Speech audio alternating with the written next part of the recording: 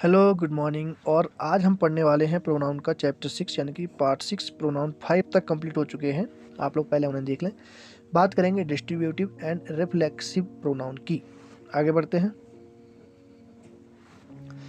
अगर हम बात करें डिस्ट्रीब्यूटिव प्रोनाउन तो इसमें कौन कौन से होते हैं? Each, either, neither. ऐसे सेंटेंस यानी कि जिसमें ईच, आइदर, नाइदर आए और वो प्रोनाउन का काम करे तो वो डिस्ट्रीब्यूटिव प्रोनाउन कहलाता है।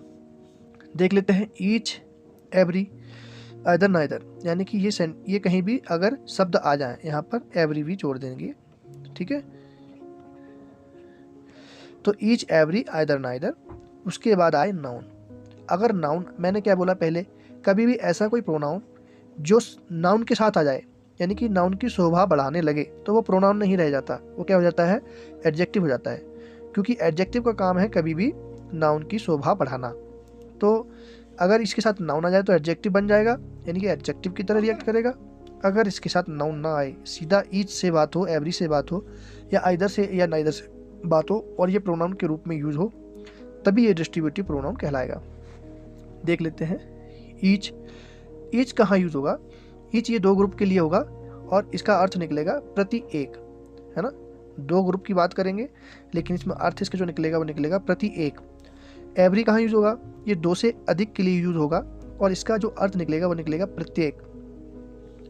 आइदर की बात करें तो आइदर में जब दो चीज़ें हों या दो में से कोई एक चीज़ हो तो उनके लिए यूज होगा। अभी हम बात करें नाइदर की, तो दोनों में से कोई भी चीज़ ना हो, ऐसे में नाइदर शब्द का यूज किया जाएगा। तो आई थिंक क्लियर हुआ होगा।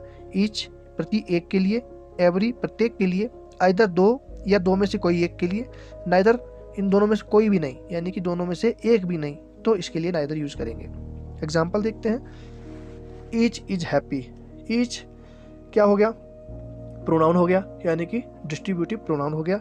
इसके बाद सीधा वर्ब आया एंड उसके बाद अदर वर्ड आ गया।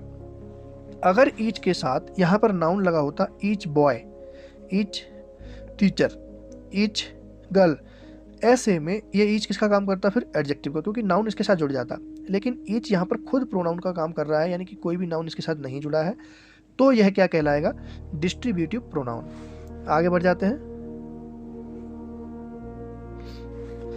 एग्जाम्पल और देखें। Each boys are happy. अच्छा, एक और चीज, ईच, एवरी, आइदर, नाइदर, ये कभी भी सिंगुलर की तरह यूज होते हैं। कैसे यूज होते हैं? सिंगुलर की तरह। यहाँ पर नोट में डाला हुआ है मैंने, हमेशा कैसे यूज होंगे? ये सिंगुलर की तरह। और ये वर्ब भी क्या लेंगे? सिंगुलर ही लेंगे। यदि इनके साथ अगर हमने प्लूरल वर्ब लगा दिया तो सेंटेंस गलत हो जाएगा। तो ईच बॉयज आर हैप्पी, यानी कि हर लड़के के बारे में बात हो रही है। उसके बाद अगर हम बात करें बॉयज़, तो ये बॉयज़ तो चलो ठीक है, यहाँ पर हमने नाउन जोड़ दिया, लेकिन यहाँ पर ये नाउन कैसा जोड़ा हमने? प्लूरल। और इसके साथ जो वर्ब लगा है वो भी क्या लग गया? प्लूरल। जबकि ईच जो शब्द आएगा इसके साथ कभी भी हम प्लूरल शब्द का इस्तेमाल नहीं करेंगे। अगर प्लूरल शब्द इस्तेमाल कर दिया तो सेंटेंस क्या हो जाएगा? गलत। अब अगर हम बात करें ईच बॉय इज हैप्पी, यानी कि प्रत्येक लड़का खुश है, तो मैंने बोला था ईच आएगा तो वर्ब ये क्या आएगा? यहाँ पर नाउन है और नाउन कैसा काम कर रहा है? ये नाउन कर रहा है सिंगुलर का काम, और वर्ब भी क्या ले रहा है? सिंगुलर, यानी कि ये एडजेक्टिव का काम कर रहा है। और ये सेंटेंस क्या हो जाएगा? सही हो जाएगा। कैसे हो गया? ईच है, इसके साथ नाउन जुड़ गया यानी कि इसने एडजेक्टिव का काम कर दिया अभी, और इज लग गया यानी कि सिंगुलर वर्ब लिया, और हैप्पी अदर वर्ड आ गया, तो ये सेंटेंस सही रहेगा क्योंकि इसमें सिंगुलर था और सिंगुलर ही वर्ब लिया गया। उन्होंने बोला गया है, यहाँ पर बोला जा रहा है कि एवरी के साथ नाउन आना जरूरी है। ठीक है, एवरी क्या किसका काम कर रहा है? ओनली एडजेक्टिव का, इसलिए नाउन आना जरूरी है। तो every boys are happy, sentence गलत क्यों हुआ? क्योंकि प्लूरल यूज नहीं होगा ना इसमें, एवरी बॉय इज हैप्पी होगा। यहाँ पे लिखा है एवरी बॉय इज हैप्पी, तो ये सेंटेंस सही होगा। यहाँ पर वर्ब गलत लगाने की वजह से सेंटेंस गलत हो जाएगा। अगर मैं बात करूँ नोट की, तो नोट आपने समझ लिया है कि सिंगुलर की तरह। चलो यहाँ पे बात करते हैं डबल नाउन की, जिसमें डबल नाउन आएंगे वो कैसे यूज होंगे, उनके रूल क्या रहेंगे। ईच, एवरी, उसके बाद आ जाए नाउन, फिर एंड, फिर नाउन हो तो वर्ब लेगा सिंगुलर। एग्जाम्पल में समझेंगे। ईच, एवरी, आइदर, नाइदर, इनमें से कोई भी शब्द हो उसके साथ ऑफ द लगा हो, जबकि पहले वाले रूल में ऑफ द नहीं लगा है, यहाँ पर ऑफ द लगा हो, लेकिन नाउन कैसा रहे? प्लूरल, तब वर्ब क्या ले लेगा? सिंगुलर। यहाँ पर नाउन सिंगुलर नहीं होना चाहिए। नेक्स्ट, वी, यू, दे, ये तीनों कैसे शब्द हैं? प्लूरल, यानी कि बहुवचन शब्द हैं। और इनके साथ लग जाए ईच एवरी, तो ये वर्ब कैसे लेंगे? प्लूरल, ये सिंगुलर वर्ब नहीं लेगा। ये 3 रूल हो गए, यानी कि ईच एवरी के बाद नाउन हो, एंड हो, फिर नाउन हो, वर्ब सिंगुलर लेगा।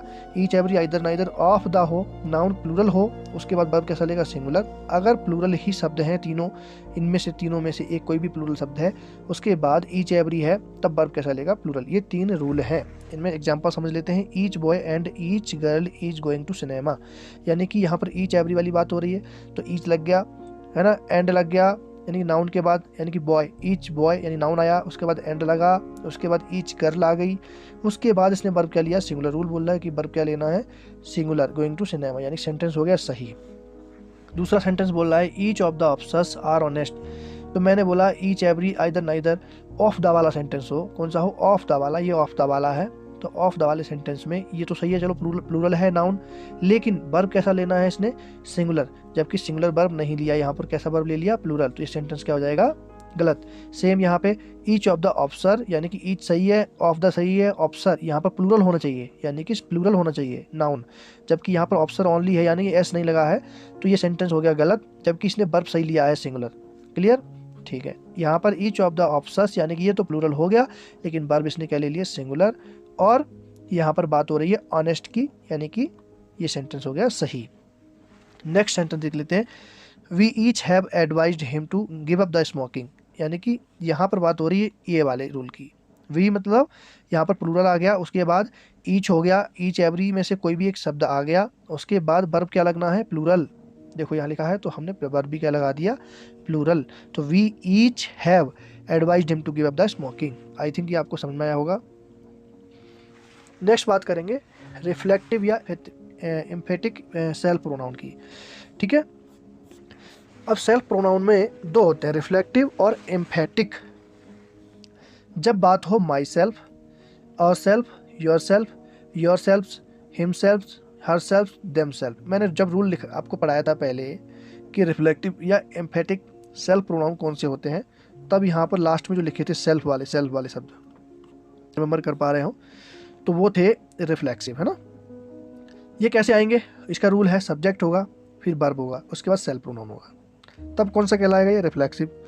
सब्जेक्ट होगा, पहले सेल्फ प्रोनाउन होगा, उसके बाद वर्ब होगा, फिर ये कौन सा कहलाएगा? एम्फेटिक। एग्जाम्पल, सी किल्ड हिमसेल्फ। सी मतलब क्या हो गया? सब्जेक्ट हो गया, किल्ड मतलब वर्ब हो गया, उसके बाद हिमसेल्फ, यानी कि कौन सा प्रोनाउन हो गया? ये रिफ्लेक्सिव प्रोनाउन। लेकिन आई हर्ट हम माई सेल्फ, यानी ये भी सेम सेंटेंस है इसकी तरह। आई हो गया सब्जेक्ट, हर्ट मतलब वर्ब हो गया, उसके बाद प्रोनाउन आ गया, यानी कि subject, verb and self pronoun. ये दोनों सेंटेंस सही हो गए। He himself killed the tiger, ये आ गया एम्फेटिक वाला, यानी कि सब्जेक्ट यानी कि ही हो गया यहाँ पर कर्ता, उसके बाद सेल्फ प्रोनाउन आएगा, यानी कि हिमसेल्फ आ गया, उसके बाद आया वर्ब। क्या आया? वर्ब। और वर्ब के बाद अदर वर्ड आ सकते हैं, सेंटेंस यहाँ पर सही हो गया। तो नेक्स्ट देखेंगे आई माई सेल्फ। जब हम इंट्रोडक्शन देते हैं तब हम बोल देते हैं आई एम अंकित, है ना, माई सेल्फ एम अंकित या माई सेल्फ अंकित, वो सब गलत होते हैं।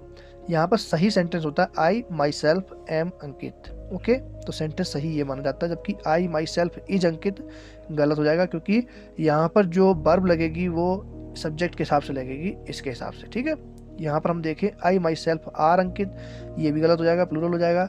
माई सेल्फ अंकित, ये भी गलत हो जाएगा। तो हमने यहाँ पर नोट डाला हुआ है सेल्फ प्रोनाउन कभी भी सब्जेक्ट की तरह यूज नहीं होता, यानी कि यहाँ पर सेल्फ जो प्रोनाउन है इसको सब्जेक्ट नहीं माना जाएगा। सब्जेक्ट किसको माना जाएगा?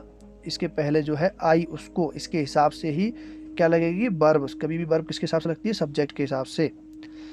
रूल सब्जेक्ट वन हो तो इसका पोजेशन यानी कि पजेसिव क्या बनता है? वंस, यानी कि अपस्ट्रफ लगा के एस लिख देते हैं। देख लेते हैं, one should not waste him time. अब हिम लग गया यहाँ पर तो गलत हो गया। मैंने क्या बोला? ऑब्जेक्ट, इसका सब्जेक्ट वन का ऑब्जेक्ट क्या आना है? वंस आना है, तो यहाँ पर आ गया क्या? हिम, तो ये गलत हो गया।